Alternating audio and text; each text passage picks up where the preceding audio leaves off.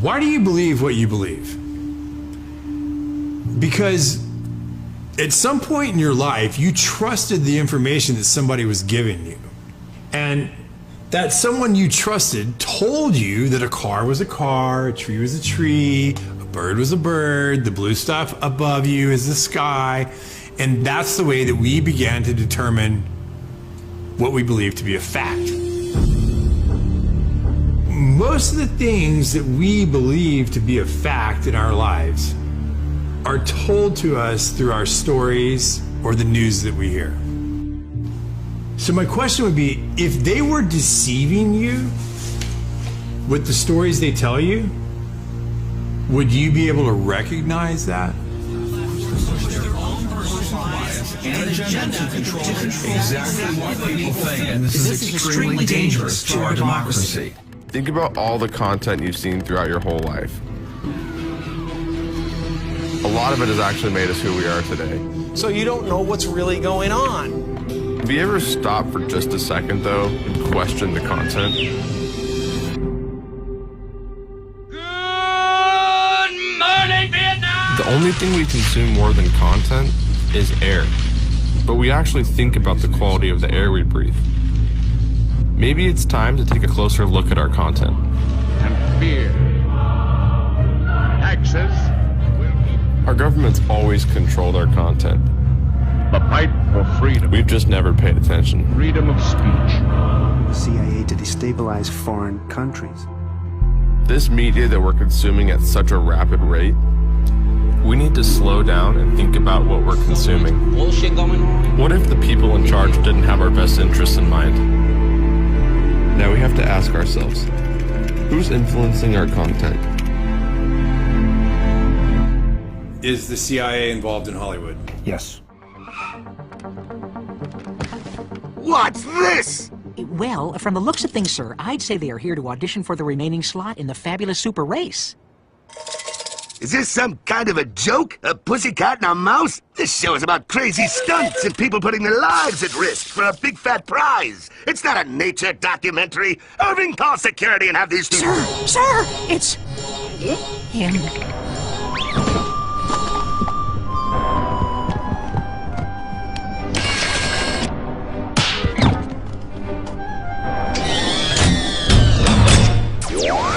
This always gives me the creeps, sir. He's the president of Hollywood. He's supposed to give you the creeps.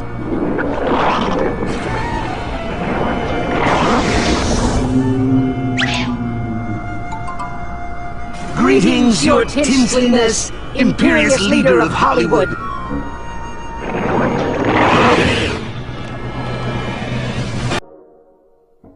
Cartoons.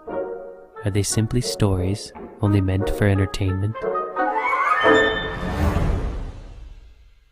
Or are they complex tools used for seducing our characters into a certain way of behaving?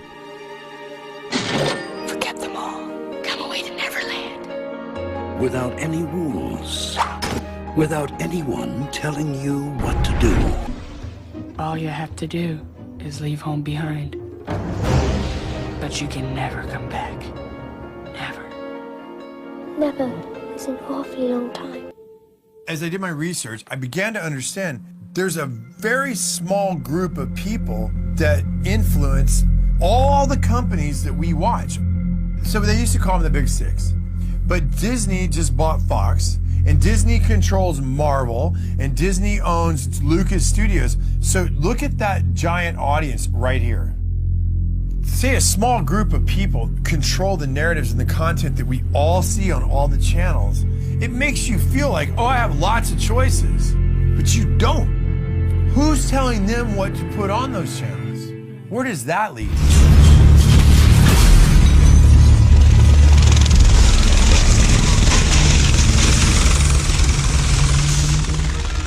I've had an amazing career, and I've had an amazing life. That's a cut. But in the system that exists today, as I get up the ladder, I realize it's not what people think it is. It's an illusion. It is a complete illusion. My awakening, it didn't happen at church the way that some people find God. I just pretty much had given up my faith, and I'd given up where I was at, and I was just kind of at the point where I was like, okay, well, I'm gonna have the best time I can here, and when I die, that's it. I was reading these articles and looking at these things, and I was like, you know, I've seen things at parties, I've seen artwork, I've seen statues, I've seen things in some people's houses that just seem to be mimicking occult stuff I'm reading about. So I was like, maybe there is something to this. I'm just gonna say this. I didn't find God because I went to church. I found God because I realized that the Luciferian and the other side, the occult world, was real, and that I had been fooled for all these years, and I then got really scared. When you think about the entertainment industry, what comes to mind? Movies, TV, music, right? Let's talk about this entertainment. I've been observing you. What if this entertainment was more than just entertainment? Now in complete control. Never thought about this stuff. So I was like, I don't really know anybody that can answer these questions, and I reached out to this guy who I'd been watching online. His name was Kevin Shipp. And for those of you who don't know who Kevin Shipp is, he's a CIA whistleblower. He worked in counterintelligence, and he served in many capacities in his tenure at the CIA. This is The Big Picture, an official television report to the nation from the United States Army. It was an OSS memo, the precursor of the CIA, where they were doing a study of the use of motion pictures in America as a means of psychological warfare. So it goes all the way back to pre-1947, when U.S. intelligence was using motion pictures to alter the thinking of Americans in the United States. The morale of our troops is high.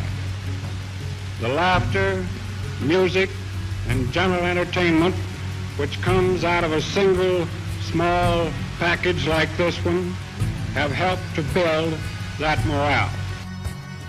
The CIA is funneling information into Hollywood. Hollywood is putting out in the movies, and the population believes it.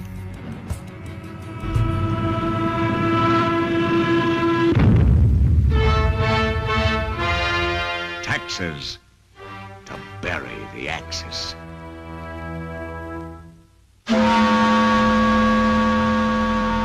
This document right here is a FOIA document. Anybody in America, anybody can request this. It's Freedom of Information Act.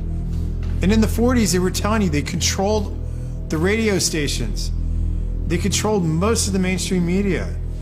They're telling you right here that motion pictures are used as psychological warfare. Why would they stop doing it? At no time has the CIA engaged in any political activity or any intelligence activity that was not approved at the highest level. Alan Dulles groomed and recruited Ian Fleming, and Dulles and the CIA actually helped Fleming write his books and paint the CIA in a favorable light. And they also, Dulles helped produce Thunderball to make the CIA and agents look like honorable, cool people. The CIA actually helped him write the books and write the script for that movie. And then the president of MPAA was actually providing intelligence to the CIA as an operative in that position in Hollywood. Mr. Fleming, in your books there's a great amount of detail. Is this detail based on personal experience? Do you make it up? Where does it come from? Well, I can say it's 90% from personal experience, really. Of course, if I started sticking too close to the true espionage work of today, I should be in trouble with the Official Secrets Act in England, even supposing I had access to information.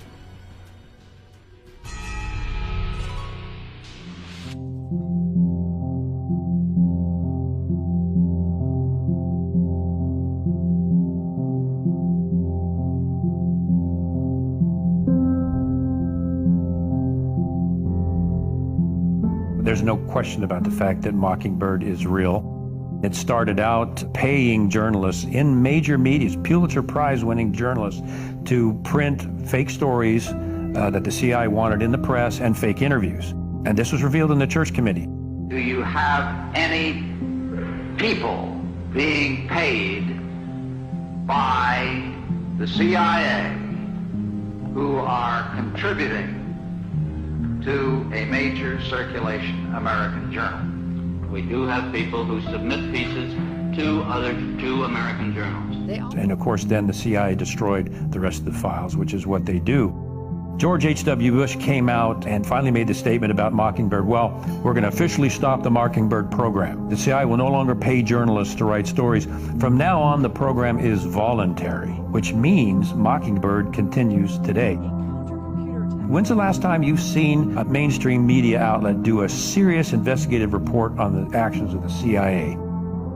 There's a reason for that. This would mean that the CIA could manipulate the news in the United States by channeling it through some foreign country. And we're looking at that very carefully. You say that continues today? Well, I would think probably for a reporter it would continue today, but because of all of the revelations of the period of the 1970s, it seems to me that a reporter's got to be much more circumspect in doing it now, or he runs the risk of at least being looked at with considerable disfavor by the public. I think you've got to be much more careful about it. Platforms to push their own personal bias and agenda to control exactly what people think. And this is extremely dangerous to our democracy. This is extremely dangerous to our democracy. This is extremely dangerous to our democracy. This is extremely dangerous to our democracy. This is extremely dangerous to our democracy. This is extremely dangerous to our democracy. This is extremely dangerous to our democracy. This is extremely dangerous to our democracy. There is something about the way the CIA has been functioning that is casting a shadow on our historic position of freedom, and I feel we need to correct it. The very word secrecy is repugnant in a free and open society, and we are, as a people, inherently and historically opposed to secret societies, to secret oaths, and to secret proceedings. We decided long ago that the dangers of excessive and unwarranted concealment of pertinent facts far outweighed the dangers which are cited to justify it.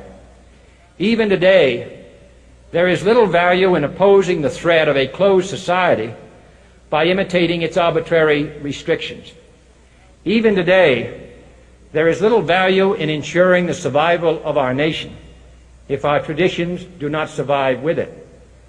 And there is very grave danger that an announced need for increased security will be seized upon by those anxious to expand its meaning to the very limits of official censorship and concealment. That I do not intend to permit to the extent that it's in my control. And no official of my administration, whether his rank is high or low, civilian or military, should interpret my words here tonight as an excuse to censor the news, to stifle dissent, to cover up our mistakes, or to withhold from the press and the public the facts they deserve to know. For we are opposed around the world by a monolithic and ruthless conspiracy that relies primarily on covert means for expanding its sphere of influence, on infiltration instead of invasion, on subversion instead of elections, on intimidation instead of free choice, on guerrillas by night instead of armies by day. It is a system which has conscripted vast human and material resources into the building of a tightly knit, highly efficient machine that combines military, diplomatic, intelligence, economic, scientific, and political operations. Its preparations are concealed, not published. Its mistakes are buried, not headlined. Its dissenters are silenced, not praised. Its dissenters are silenced, not praised.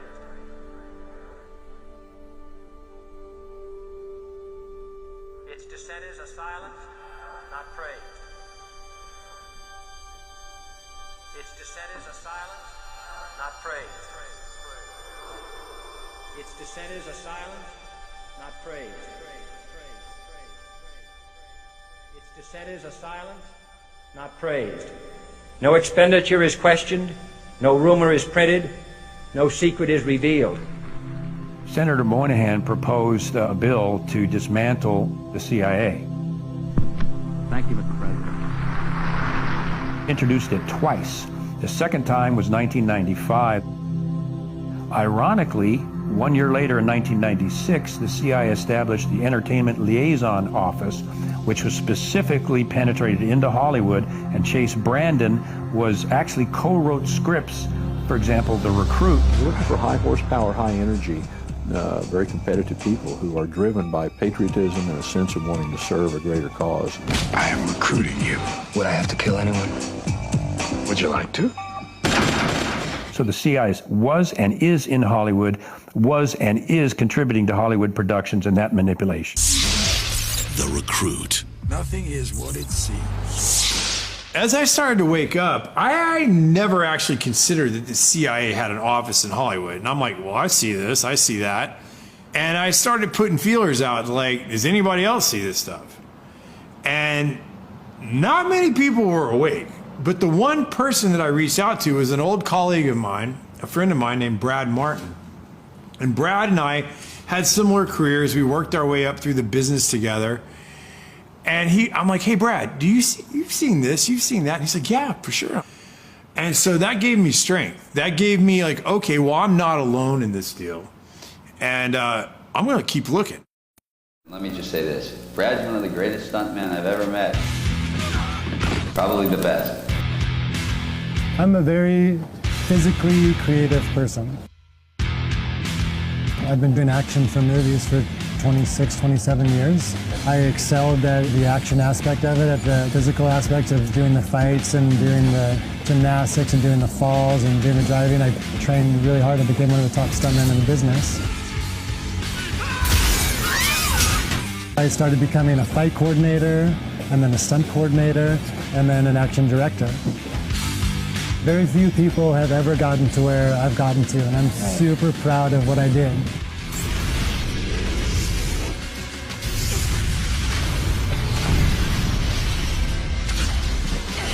I mean, I had a very idealistic view of the movie business, and I've been disillusioned a few times. It feels very much like there's an agenda in every movie. I realized that it was more of a machine, and it was more of they just needed content to put out there for the masses. I stopped really watching TV. I stopped really watching movies. And one of the reasons why I stopped watching movies is I got into my research and what's going on in the world right now, and all the corruptness and all of the plot twists of reality. And I started realizing that reality is 20 times more interesting than Hollywood. I mean, I was a Hollywood buff. I loved all of those movies, but now they're meaningless because I know what's going on right now actually has purpose and has a meaning, and there are consequences. And once this story is told on what's happening in the world right now, and all of the powers that be battling each other, it will be the greatest story ever told. Like, for instance, I saw something on History Channel talking about how the CIA helped Disney buy all the swampland in Florida. Well, why on earth would they do that?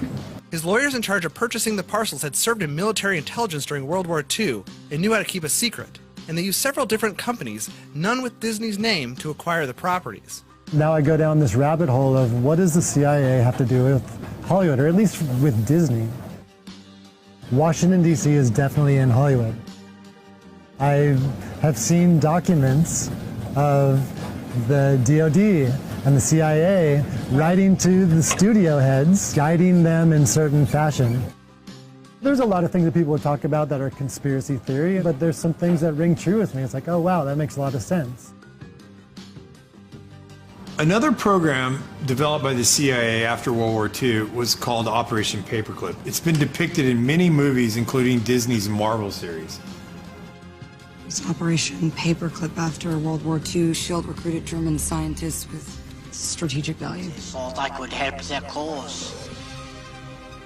Operation Paperclip, and this is something people need to know because it has been so covered up and mocked and berated and claimed to be a conspiracy theory. And by the way, the term labeling people as conspiracy theorists was invented by the CIA to deflect any attention over the JFK assassination. They invented that word as a way to shut down any scrutiny or this critical investigation of what they were doing. So they started that whole ball rolling. In terms of Operation Paperclip, it is documented. There's absolutely no question about it. Alan Dulles, CIA director, was an associate of Heinrich Himmler of the Third Reich. So what Dulles proceeded to do when the Third Reich was brought down was he secretly brought all of the top Nazi scientists into the U.S. He falsified their files that he gave to Harry Truman, making them look like there were no war crimes.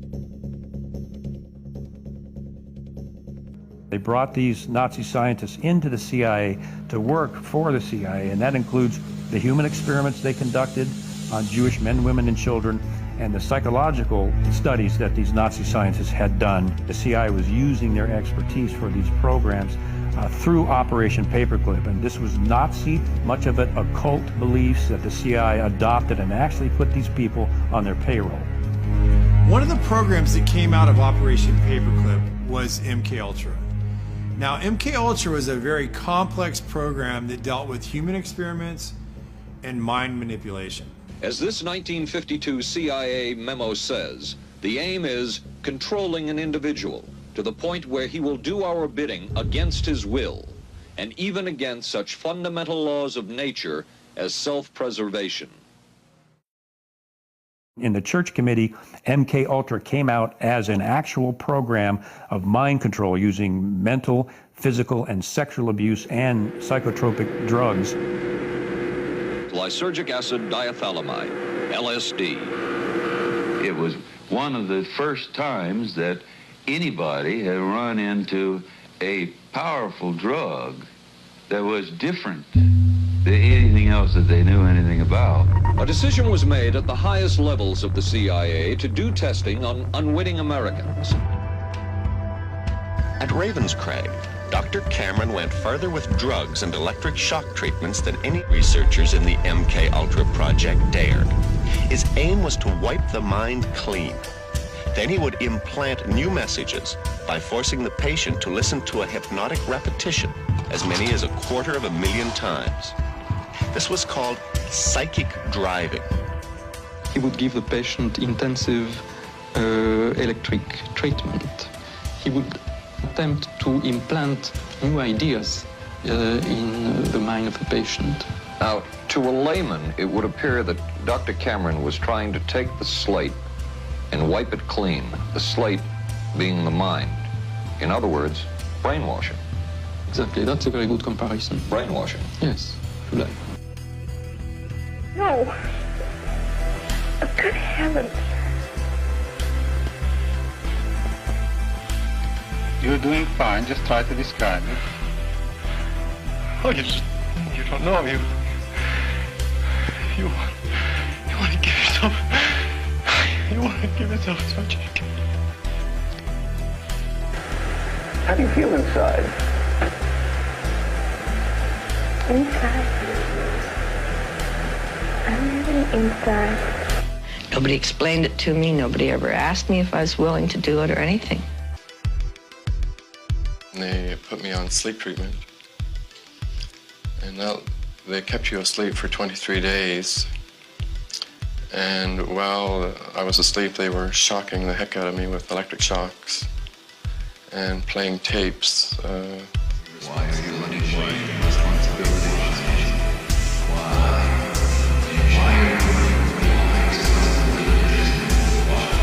It was really like a concentration camp. Why don't feel nice? You mind if I look this way? You look that way. Nothing for you to watch here, but you're going to talk to me as we go along. They couldn't go any further because CIA Director Richard Helms destroyed all the CIA's MKUltra documents, and they had to rely on coached witnesses. So they were never able to dig even deeper. What they got was bad enough. It was never terminated. There's no evidence that it was ever terminated. No documents, no nothing, and not even an admission by the CIA that it's been terminated. How do you feel? I'm feeling better, thank you. Feeling better? Are you sleeping well? Yes, I'm sleeping better now. We could disable a whole city by putting a very small amount on a water supply. After all of these years of us, those of us who are involved in looking for this secret drug, this was the only thing that began to look for the first time like it might be something like that. So MK Ultra was one of the hardest programs for me to wrap my head around because it's a lot of subset programs. And I was really surprised that Brad Martin knew about MK Ultra. People think that research people are crazy for talking about MK Ultra, mind control. Even if they acknowledge that that existed, they go, oh, well, that ended in the 70s. That's a crock of shit. And perhaps the world's only hope of stopping a sinister assassination plot. The movie that I did involving that topic was Zoolander. The fashion industry has been behind every major political assassination over the last 200 years. I mean, at the time, I was making a comedy and I had no idea what I was involved with. But now looking back on the movie, I'm blown away at just the propaganda. Doesn't anyone notice this? I feel like I'm taking crazy pills! In a movie like Zoolander, when they're showing you that they're controlling Derek Zoolander's mind through mind control, you realize that they're trying to desensitize you and to make you think that what you're watching is fiction because it's in a comedy. Like a mass MK Ultra now. Their purpose is to capture the minds of the people and feed them false history. The CIA is funneling information into Hollywood. Hollywood is putting out in the movies, and the population believes it. All right, so look, here's the deal. They have been desensitizing us since we were born, and I'll give you some examples. Let's start with the big one. Let's start with words we hear all the time and never even think about. Let's start with the word entertainment. To entertain. What does that mean? To bind or hold. To bind or hold what? An audience's attention. Okay, now let's take the word Hollywood. Hollywood runs on secrecy. Behind the flashing lights and red carpet glamour lies a hidden world where some of your favorite stars do unspeakable things to achieve and maintain status among the rich and famous. And those who dare speak out often find their lives in danger. A world of elite sex cults, celebrity sacrifices, and the blood oaths that ensure anyone who dares speak out winds up dead.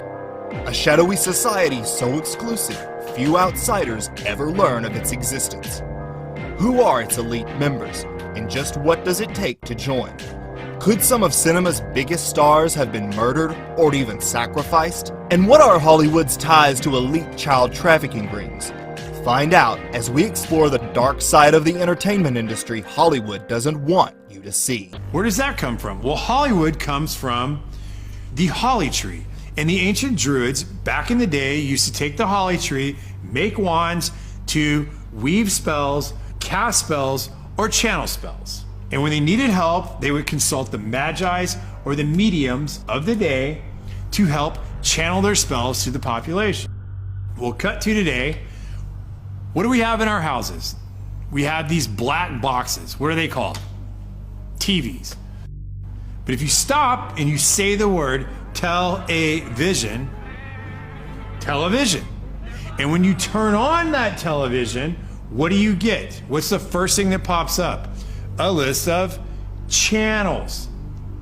And when you turn on those channels, what's on those channels? Programming. They are programming you. They've been programming your whole life. You don't even know it. They do it with your music. They do it with your TV. They do it with your movies. They do it with your games. They have been programming us and programming you since you were little, and you don't even know it because you don't even question it.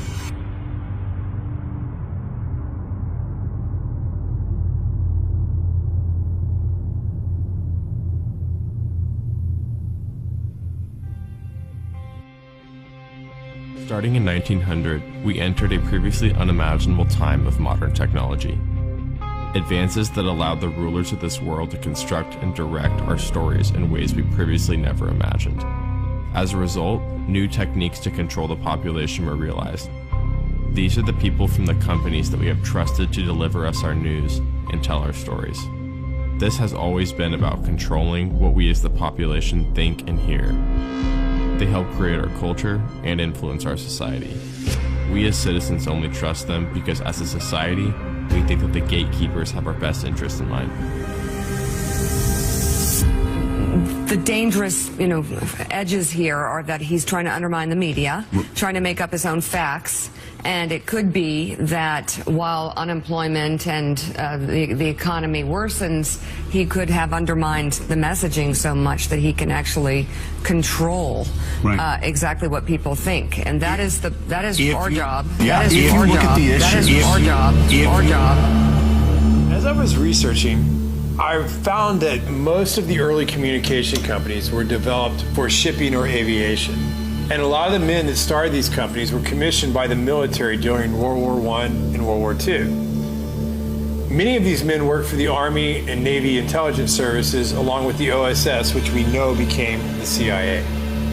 There were many examples of these men becoming the heads or founders of some of the biggest motion picture and media companies before and after their government or military service. I wanted to know how many of the media companies in today's world connected back to Washington. So I started looking. It was like a family tree. The connections between our government personnel and the media corporations was unbelievable. Google, Amazon, Netflix, Twitter, CNN, ABC. So what would happen if all these companies had the same political ideology or agenda? We as this population like to hear people confirm our confirmation biases. We like to hear people tell us that we're right. We don't like to be wrong. And we believe that the people on the media and the people that we're listening to have our best interests in mind. The problem is what if they don't? So if you stop and think about it, they can place any agenda on the population that they choose. I think that Hollywood is teaching bad morals to the youth of this country as well as adults. Desensitizing of violence to the masses. You can't deny that. My kids have seen so many people get killed in very violent ways. 3 times as much gun violence now. And the sex that's in PG-13 movies. Why? Every Disney movie, there's a major character, usually a parent, that gets killed. Trauma to the child. Why? It's so horrible. What a bad story. Why do you need to start a story with a parent dying? Always. It's so sad. Under MK Ultra, they experimented on children. We were even taught this in psychophysiology program that if you get to a child between ages 1 and 6 or 1 or 8, especially with sexual abuse or sexual trauma, you will split their personality and they will be imprinted the rest of their life. And many times that results in split personalities and dissociative behavior and other things. These occult topics are being introduced to our kids, and most parents aren't even aware of it.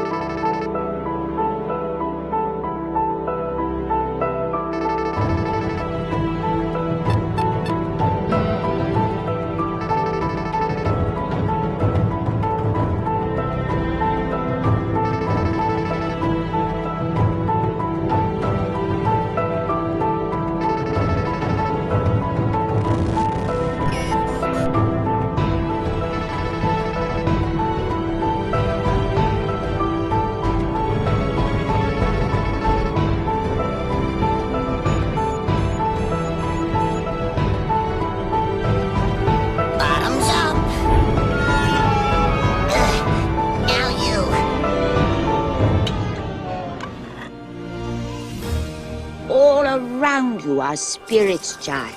If you listen, they will guide you. All right. Wiki dead people. We got work to do, so let's move with purpose.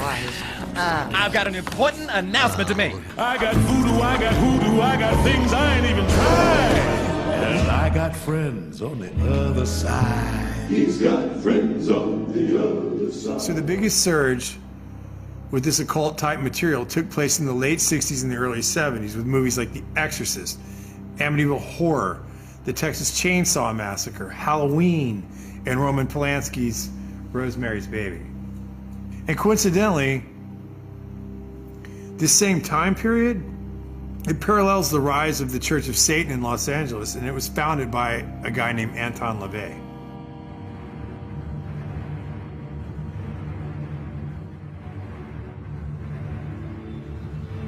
So it is done. When I was a police officer, we had cases of satanic cults right in Arlington, Virginia. Those have been around for decades. They're in the high schools, they're in the colleges, they're in the government, and they're in Hollywood. I got to meet people like Sammy Davis and that kind of shit. Sammy told me he worshiped the devil. Sammy was like, you know, Satan is as powerful as God. And I was like, what the fuck are you talking about? He says, why do you think there's so much anger in the world and killing and murder and Satan? And he saw my reaction to it, then he kind of lightened up on it. And he was like, the Dantana is dark, and it's the candles on the table and Sammy's face over the candle. You know, Satan is as powerful as God.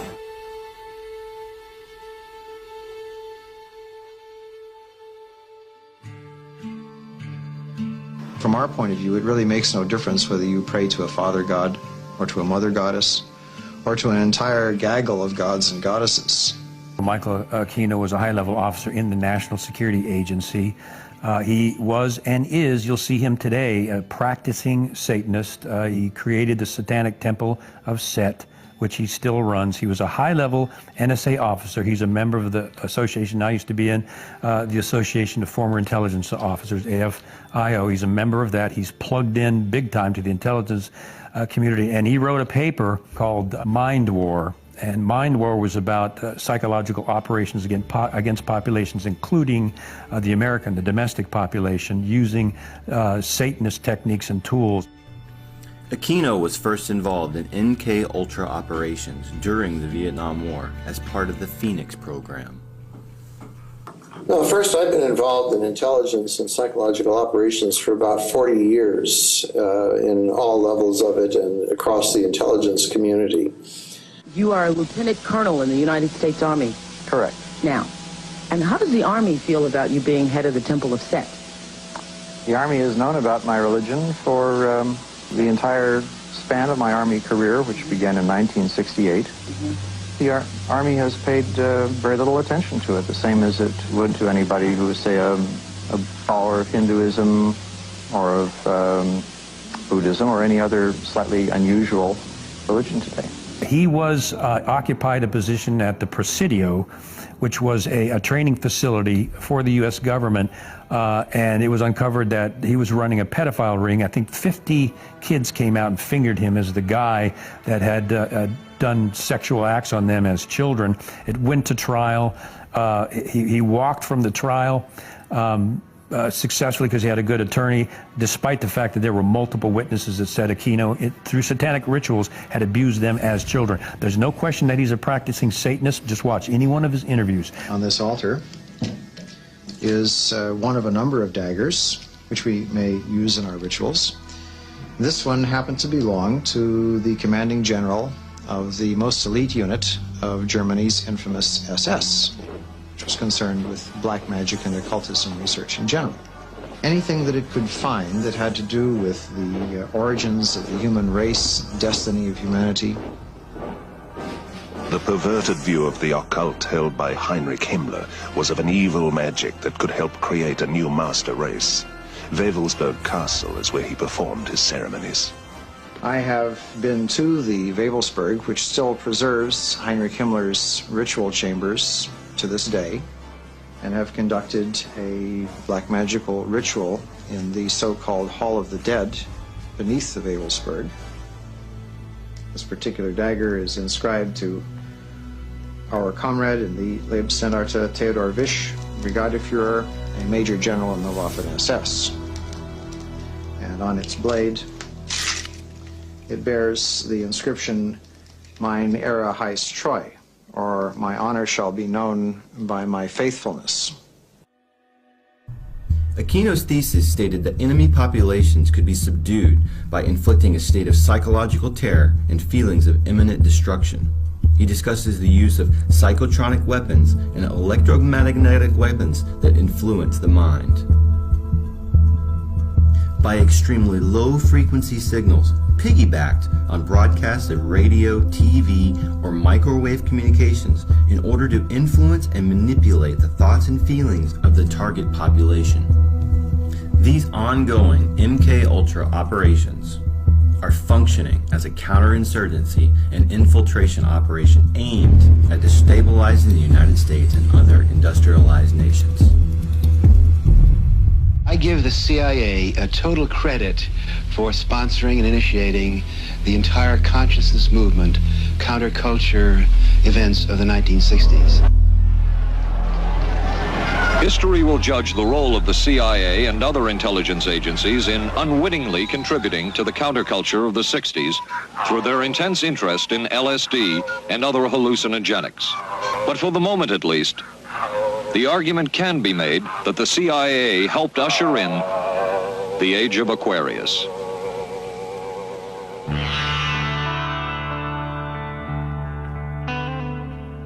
Laurel Canyon was the epitome of the summer of love. I mean, we saw the possibility of a way we could live. It's odd because in Laurel Canyon, so many of the soon-to-be stars there, their parents were in either the military-industrial complex or intelligence or the Pentagon. In Frank Zappa's case, his dad was working at Edgewood Arsenal, where they were doing biochem studies, psychotropic, and exposing U.S. troops to VX nerve gas and other things. The family kept gas masks in their house. He grew up with that in case there was an accident. And Edgewood Arsenal was doing this very similar related MKUltra projects on U.S. troops. The Gulf of Tonkin is another prime example. The commander of the Gulf Fleet in the Gulf of Tonkin, his son was Jim Morrison. They claimed the USS Maddox was attacked by Vietnamese vessels. It was never attacked. As a matter of fact, they put ghost ships on the radar to make it look like they were Vietnamese ships. The Maddox was never attacked. It was an actual, literal false flag to enable the U.S. to declare war on Vietnam.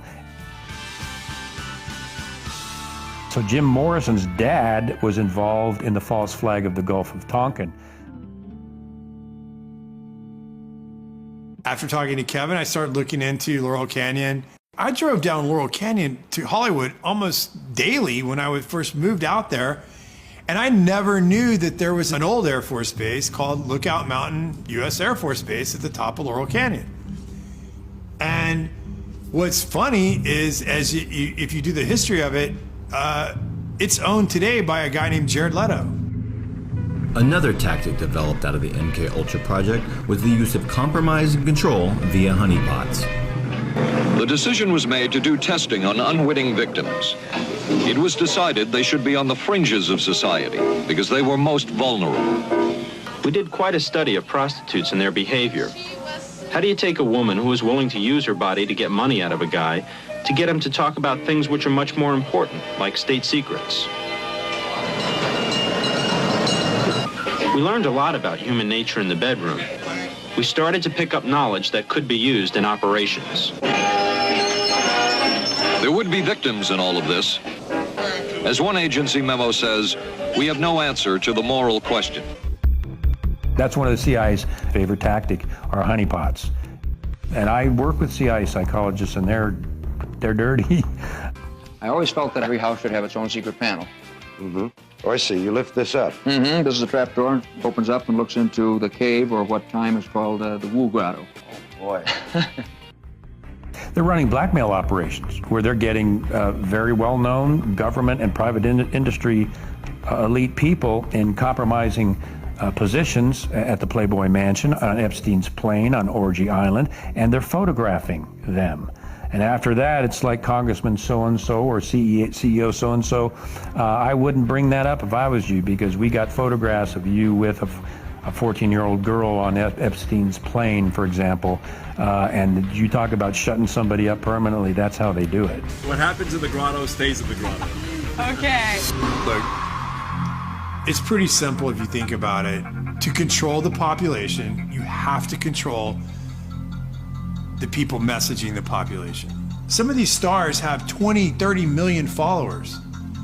That's more followers than CNN, Fox, ABC, NBC. These people have to be controlled. They can't just go off a message and start saying whatever they want to say. They have to be somewhat reined in.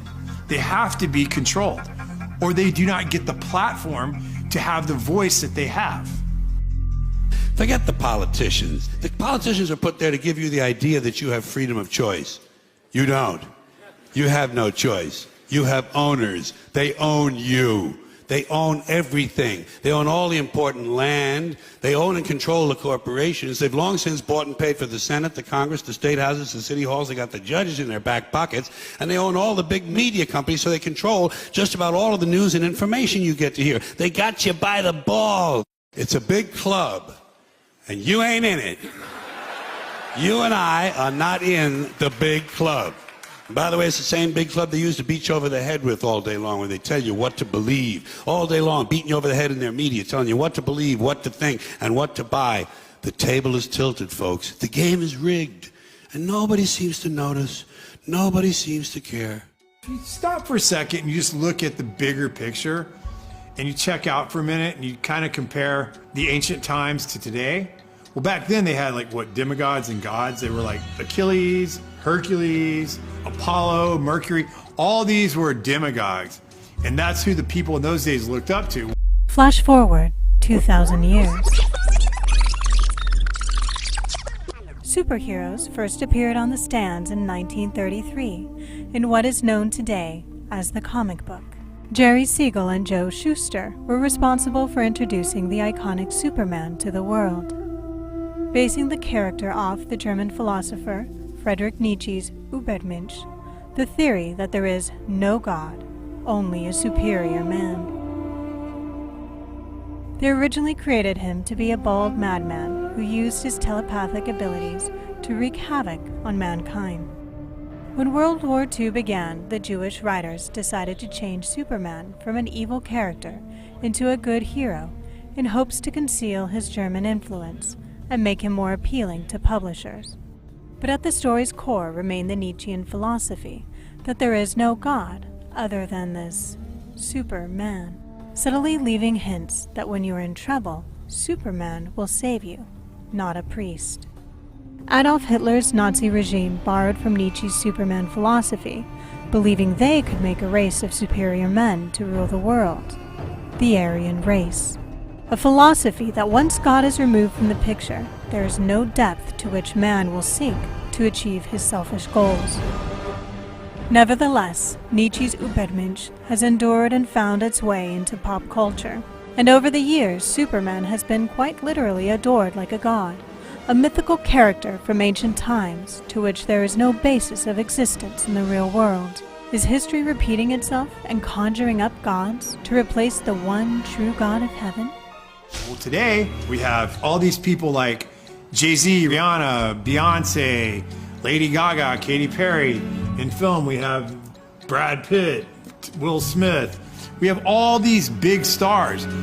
And the way they prop them up and they put them up on stage is like they're gods or demigods. In this room are some of the most important TV and film executives in the world. People from every background, but they all have one thing in common. They're all terrified of Ronan Farrow. He's coming for you. He's coming for you. Look, talking of all you perverts, it was a big year.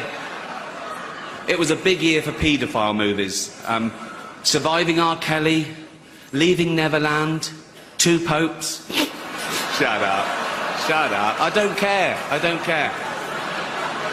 Most people don't want to cross the psychological line that this stuff is going on. And we all have a mental defense mechanism. It's like finally admitting there's an elite pedophile ring. I mean, most people just don't want to go there. And the same is here.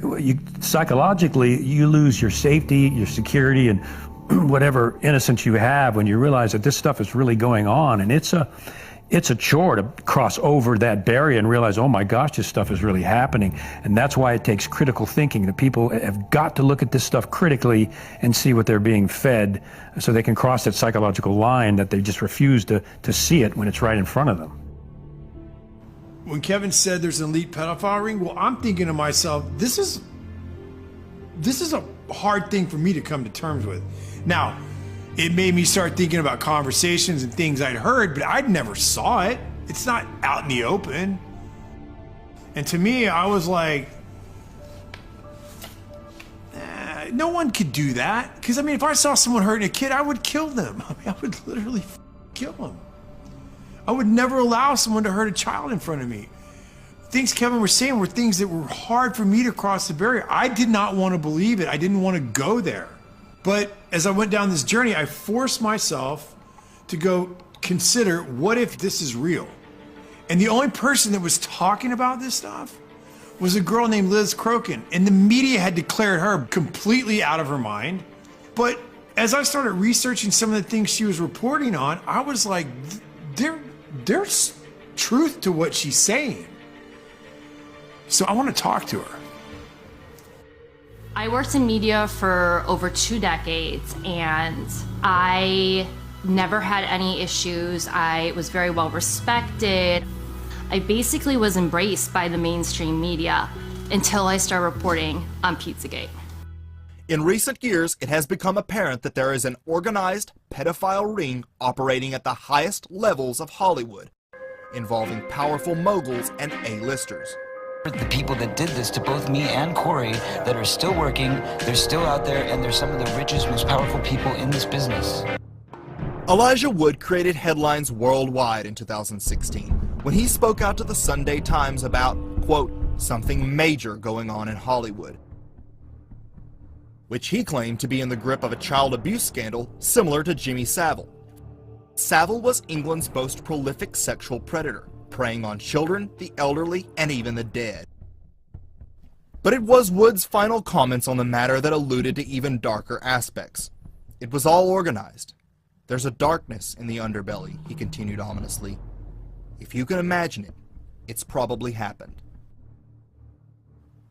Wood has, without a doubt, been privy to a side of Hollywood most will never see, and has likely heard whisperings of some of the ritualistic abuse going on in elite enclaves within Hollywood. But Wood's revelations are hardly shocking given the sordid stories that have surfaced regarding sexual predators in the entertainment industry. Corey Feldman has no idea what it's like not to be famous. He was just 3 years old in this McDonald's commercial. McDonald's gift certificates. His roles defined the 80s. I literally was famous before I knew my own name. But being famous so young, he says, caused serious damage to him and his friends. I can tell you that the #1 problem in Hollywood was and is and always will be pedophilia. That's the biggest problem for children in this industry. The casting couch even applies to children. Oh yeah. Not in the same way. It's all done under the radar. Nobody talks about pedophilia. It's the big secret. And it's widespread? Oh yeah. I was surrounded by them when I was 14 years old. Surrounded. Literally. Didn't even know it. It wasn't until I was old enough to realize what they were and what they wanted and what they were about and the types of people that were surrounding me till I went, oh my God, they were everywhere like vultures. There's one person to blame in the death of Corey Haim, and that person happens to be a Hollywood mogul. And that person needs to be exposed, but unfortunately I can't be the one to do it. But the person that knows who did it and knows who he is watching right now, I guarantee you. Yeah. There was a circle of older men that surrounded themselves around this group of kids. And they all had either their own power or connections to great power in the entertainment industry. I'm saying that there are people that were the people that did this to both me and Corey that are still working, they're still out there, and they're some of the richest, most powerful people in this business. And they do not want me saying what I'm saying right now. Are you saying that they're pedophiles? Yes. And that they're still in this business? Yes. That's what, yeah. You talk to parents. They want me here right now. Trust Corey, me. They want me dead. They're dead. What I'll tell you, don't go into it with naivety. Don't go into it thinking that it's all roses and You're sunglasses and damaging an entire industry. I'm sorry. I want to clear up. You said that. I'm just trying to say that it's a very important, serious topic.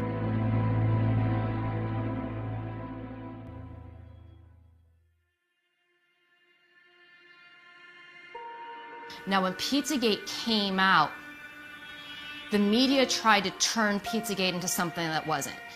Surprises of the presidential campaign was the explosion of fake news on the internet. 28-year-old Edgar Welch was arrested in Washington Sunday afternoon outside Comet Ping Pong, a popular family pizza parlor.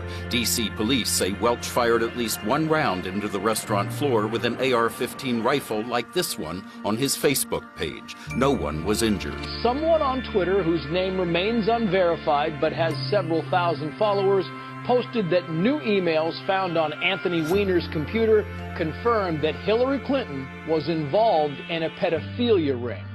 The rumor spread, inspiring some newfound internet sleuths to start digging around in John Podesta's hacked emails, searching for proof and location of the so-called sex ring. In those emails, they are absolutely littered with code words. And many of these code words are food words, such as pizza. Somebody said to me, "Hey Dave, search for pizza in Podesta's emails. And once you go down that rabbit hole, you never really emerge the same person." It was obvious from the get-go that these words were code words for something else because the context that they were used in did not make sense. To be clear, not one single email in the Podesta emails discusses child sex trafficking or pedophilia. That is a fact. But there are dozens of what seem to be strangely worded emails dealing with pizza and handkerchiefs.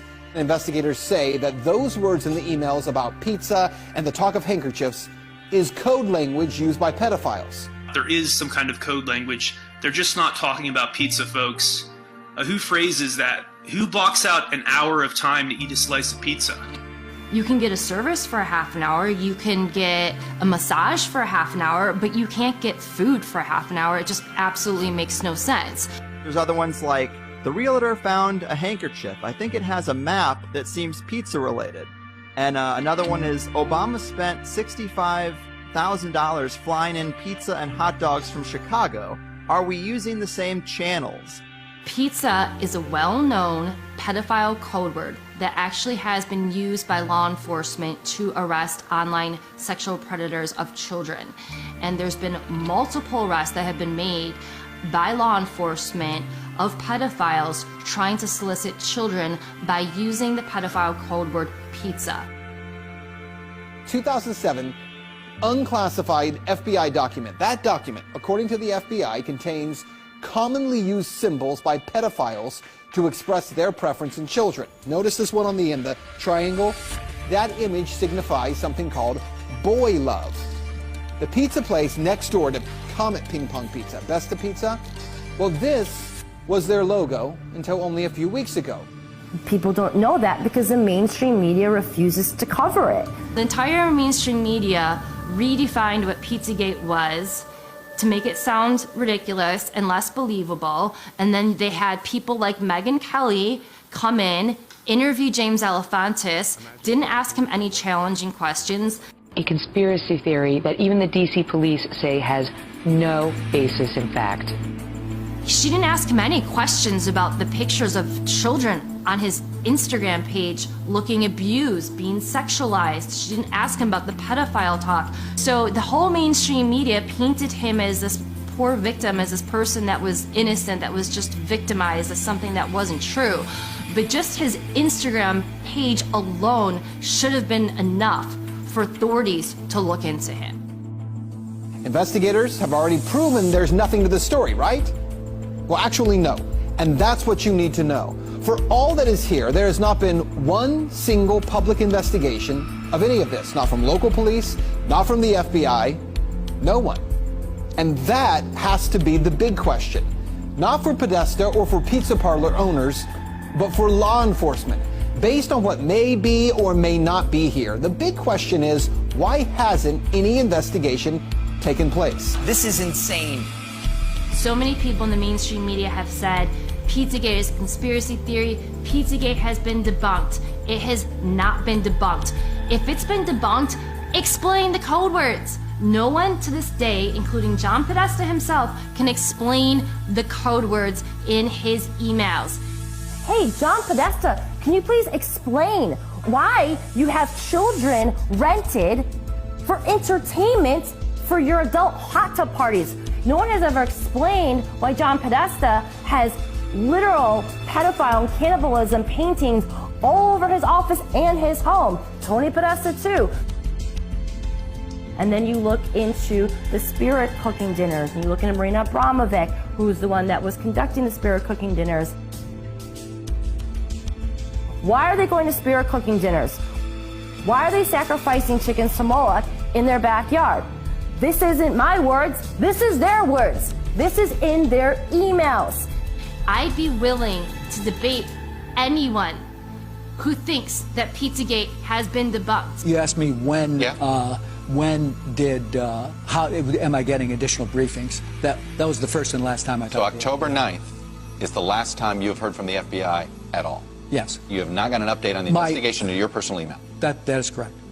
So not only did the mainstream media lie to you about Pizzagate, they actually told you that it was illegal to read John Podesta's emails on WikiLeaks. Chris Cuomo, with a straight face on CNN, looked into the cameras and said, it's illegal for you to read John Podesta's emails. Also interesting is, remember, it's illegal to possess these stolen documents. It's different for the media. So everything you learn about this, you're learning from us. That's how scared they are of those emails. Control exactly what people think, and that is our job. That is our job. That is our job. Our job. And that's how explosive the content in those emails are. That they felt the need that they had to tell you you could not read those emails, and if you do, you might get arrested. Lie. It's different for the media. So everything you learn about this, you're learning from us. People that blow the whistle on elite pedophiles tend to have accidents, and a lot of those people have died mysteriously. NBC News has learned that disgraced financier Jeffrey Epstein is dead. Epstein took his own life while he was behind bars. There's absolutely no excuse for this. What happened here, to me, is mind-boggling. The guy was a high-risk prisoner, wasn't he? I mean, he's a guy that there are probably 50 very important people that have a motive to kill him. We don't even know who they are. It's true. But we know there are some people that are in a lot of trouble because of Epstein. They know who they are. His flight logs contain names of some of the biggest, most famous, and most powerful people on the planet. Members of the royal family, Prince Andrew, models like Naomi Campbell, famous actors like Kevin Spacey, Bill Clinton on those flight logs over 25 times. Hillary Clinton, she's also been to the island. So the bigger question is, how many people that went on his private jet, that went to his private island, that went to his massive ranch in New Mexico were also involved in the rape, torture, and trafficking of children? It hides in plain sight. Epstein was hiding in plain sight. We all knew about him. We all knew what he was doing. But we had no one that was, legal aspect that would go after him. They were afraid of him. For whatever reason, they were afraid of him. And the amazing thing about Cindy McCain is that her husband was a senator. She was on a board with the governor of Texas. She knew about Jeffrey Epstein.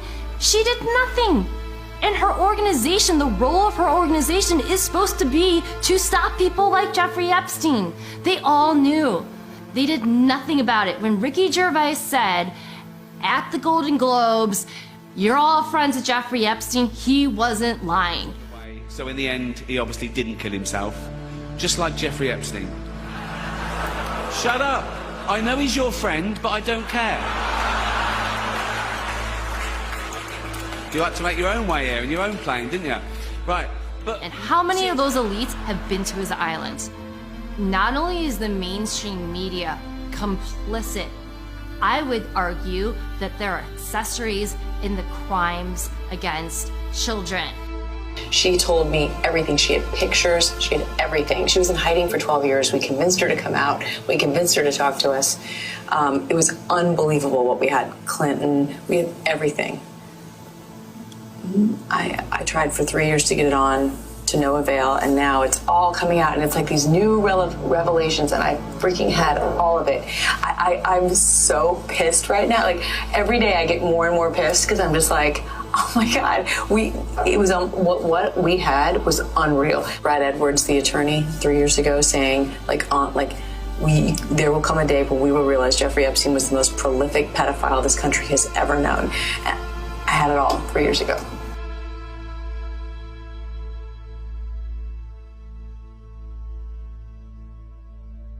Then what happened in early 2018? Keith Raniere, who ran the NXIVM child sex trafficking cult, was arrested. Who else was arrested? Allison Mack. She's a famous celebrity who was on Smallville. She was also arrested for being a member of this cult that was involved in trafficking children. And not only trafficking children, they were running preschools down in Mexico. And NXIVM is another example of how these elite pedophile rings exist, because this was a massive organization. This was funded by really wealthy people, including the Seagram heiresses, Nancy Salzman and Claire Bronfman. So obviously they were using those preschools to traffic children. And the cult also engaged in human torture experiments on some of their members. And there actually was a civil lawsuit that was filed by 90 of their victims just the other day. So I imagine we are going to hear more about the human experiments, the torturing, the sexual abuse, and the child sex trafficking in this civil lawsuit. And a lot of the techniques that we see in this cult are very similar to the techniques that our government used in the MK Ultra program. You guys are branding women with Keith's initials, and they were like, well, what's the bad thing exactly about that?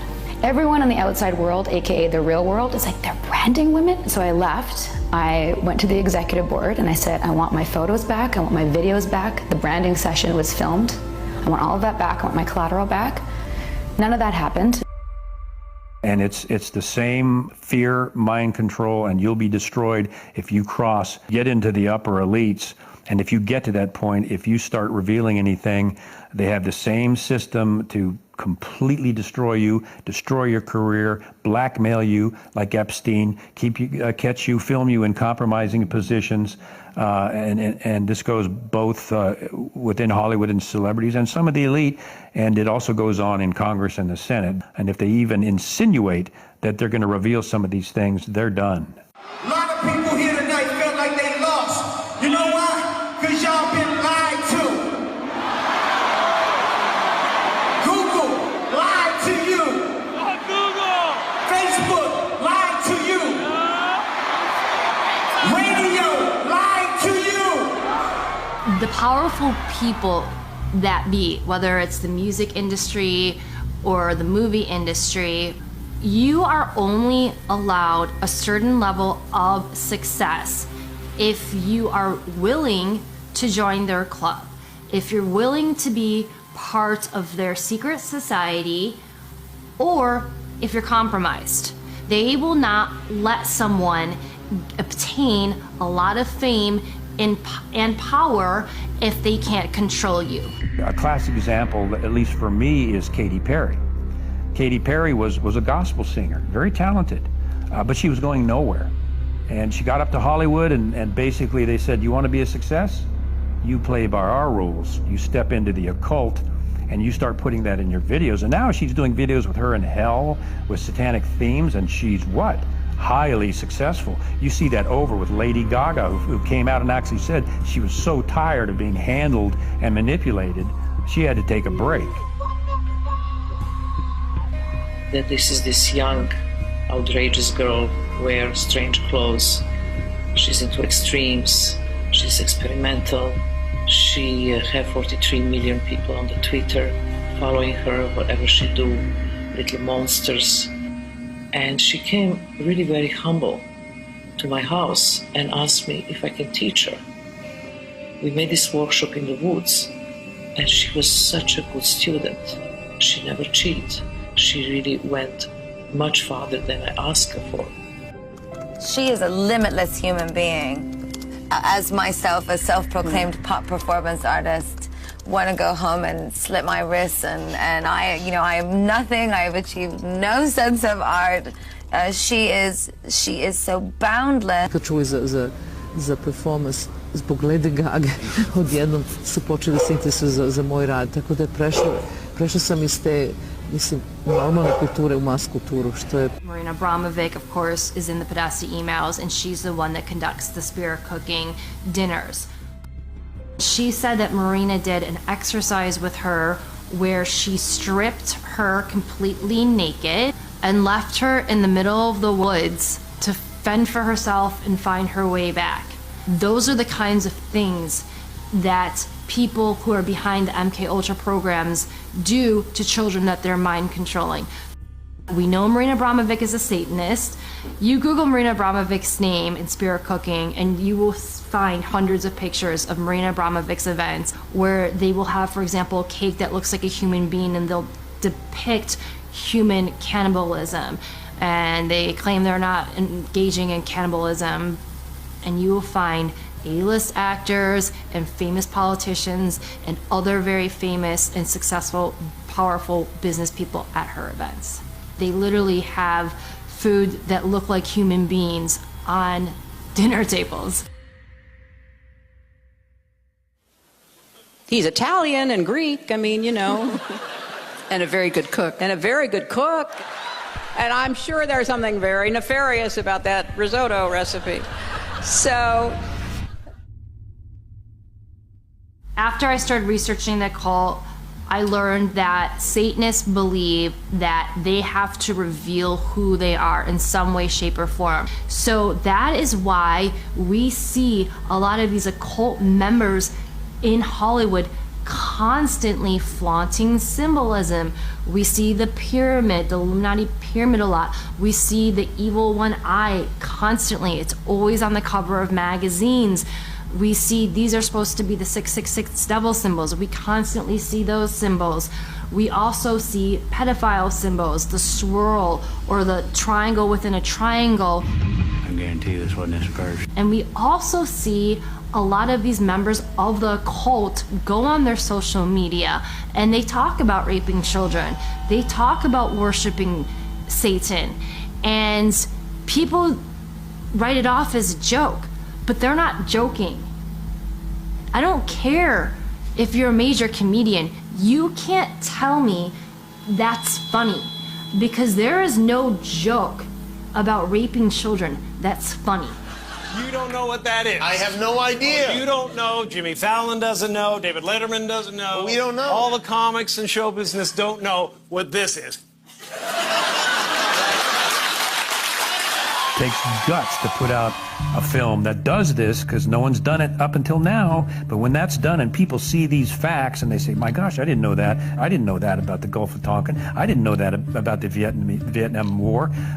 My gosh. And they go in, they check it out, and it's all true. And now they're seeing the dots.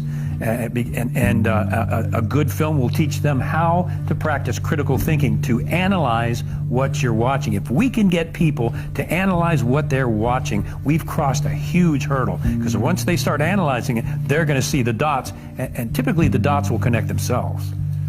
Liz Crokin put herself so far out in front that she was mocked. She was laughed at. She was called crazy. Well, let me ask you a question. For all those people that did that to Liz, does she seem so crazy now? When you put all of those facts together and you use critical thinking, you realize this stuff is real. There's not one smoking gun.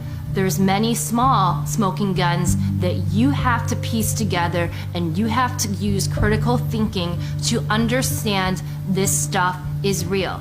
So again, the bigger question is, now that Jeffrey Epstein's been exposed and he's allegedly dead, how many of his friends that were frequent visitors on his sex trafficking island were also involved in the rape, torture, and trafficking of children? And that's what Pizzagate is.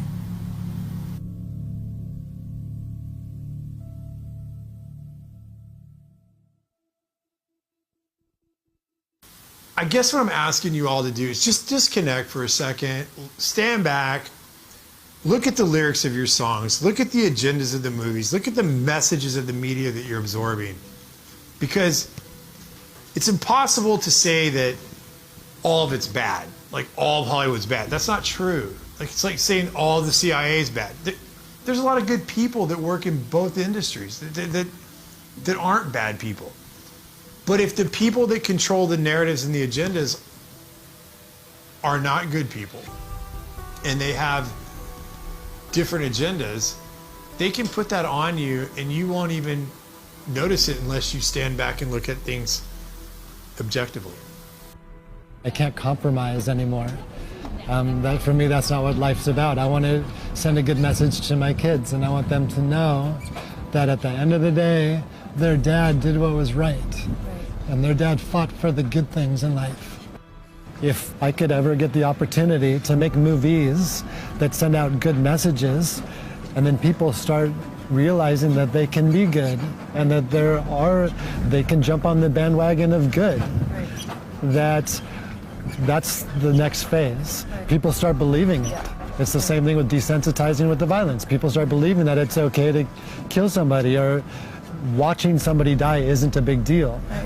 When people aren't helping other people in need on the streets, there's a problem in this world. But this could all be changed right now.